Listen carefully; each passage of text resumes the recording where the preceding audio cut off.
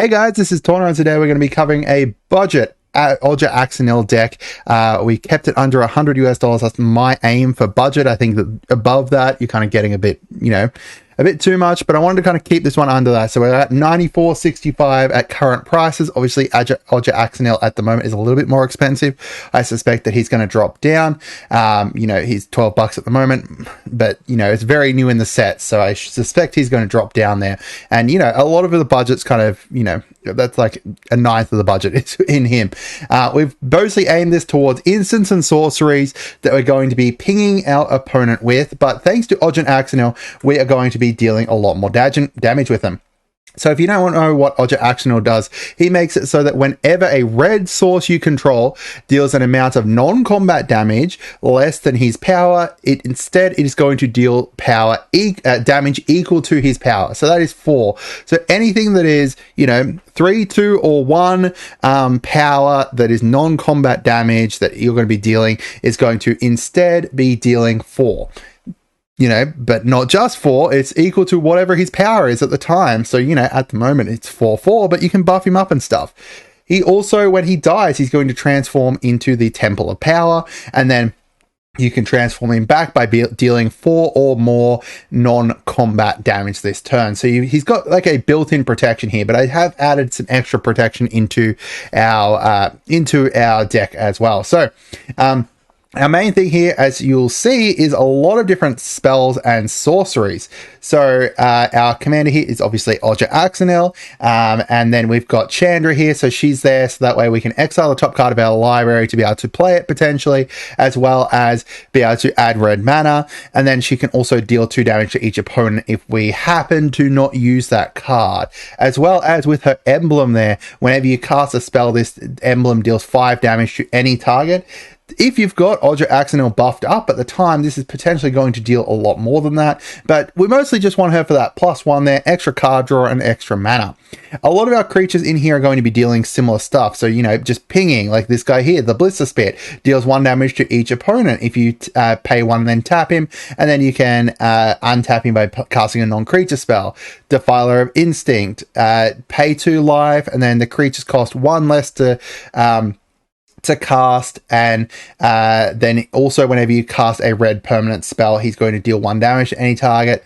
Electrostatic Field here, deal 1 damage to each opponent. And the good thing about this is that because of the fact that a lot of these are not incredible cards outside of Ojer Axonil, they're not too expensive. Like Erebor Flamesmith here, whenever you cast an instant or sorcery, deal 1 damage. Only 35 cents is a common, so we've got like a lot of the commons here that kind of deal 1 damage, which is really nice. Firebrand Archer, cast a non-creature, deal 1 damage to each opponent. So this becomes, deal 4 damage to each opponent every time you cast a non-creature spell. You've got the Goblin Chain Whirler here, whenever it enters, deal 1 damage to each opponent and each creature or planeswalker they control. Therefore, it becomes 4 damage out to everything. Goblin Matron, find goblins. So this is going to be important for the other thing that we've got in here. Gutter Spite, deal damage. Kessig, deal damage. Krenko, pump out goblins. So there's kind of like 2 different themes here that are meant to tie into the main theme. So the kind of major theme obviously is the spell slinger and stuff like that, but we've also got built into it a lot of goblin synergy as well. Goblins to be able to create more goblins and stuff. So that way Perforus. So Perforus is kind of like our secondary commander in the 99 here. He's going to make it that whenever a creature enters the battlefield under our control, he's going to deal 2 damage to each opponent. So, when you've got the 2 Krenkos pumping out stuff, you've got the Legion Warboss pumping out stuff, you've got the Matron being able to allow you to go find one of the Krenkos.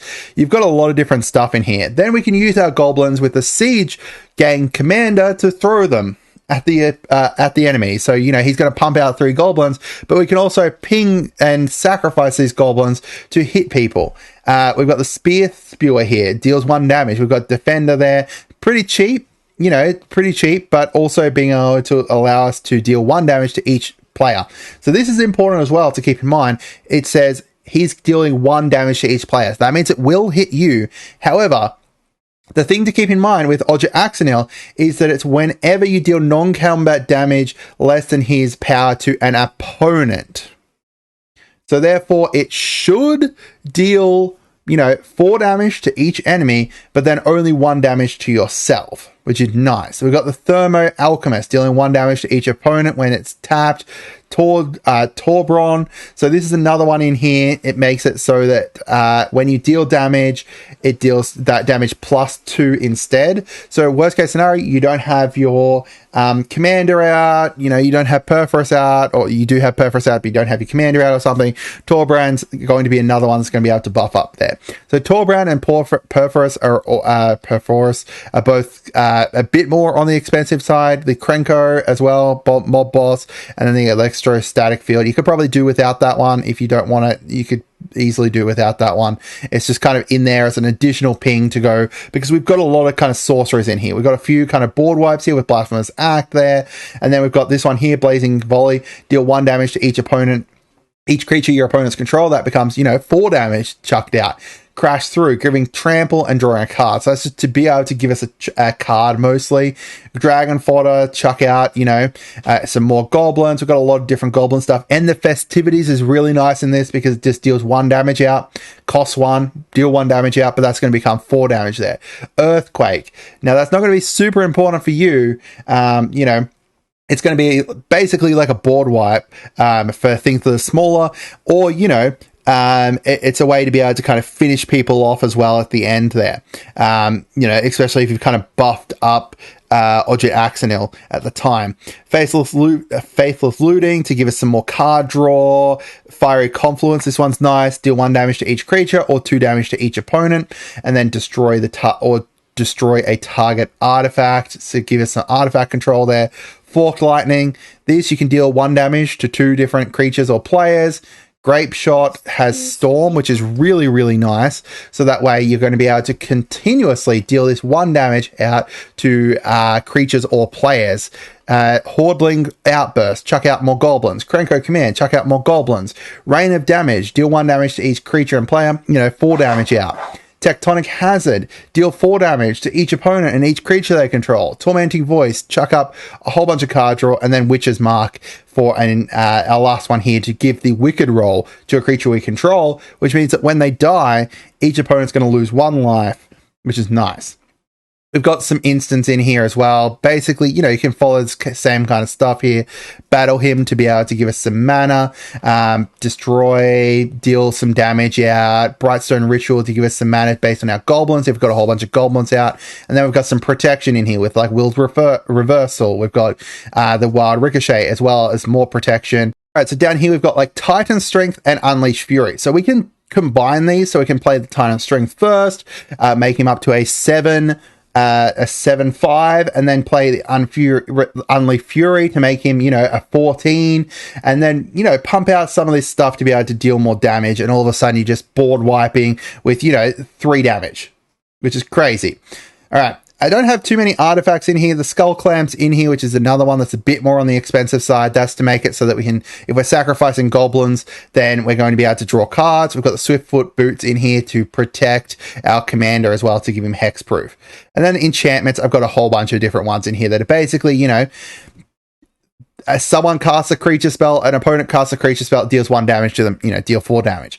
Arcane Teaching, buff something up, so put it on Ojer Axonil if you want to. All of a sudden he's he's a +6, he's a 6/6 with deal 1 damage, but it's obviously going to be deal 6 damage then. Burning Earth, whenever a player taps a non-basic land for mana, it deals 1 damage to them. You know what we don't have?